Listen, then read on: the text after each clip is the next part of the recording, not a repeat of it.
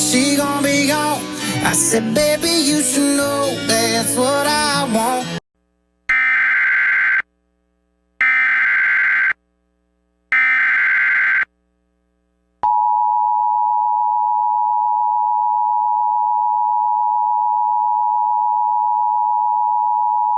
This is the Mississippi Bureau of Investigation launching an Amber Alert for the state of Mississippi. A child has been abducted from the town of Moselle and is believed to be in extreme danger.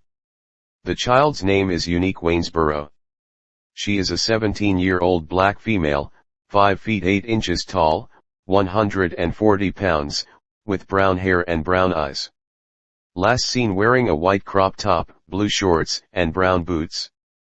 Unique was physically taken and kidnapped by an unknown group who were wearing black clothing and ski masks.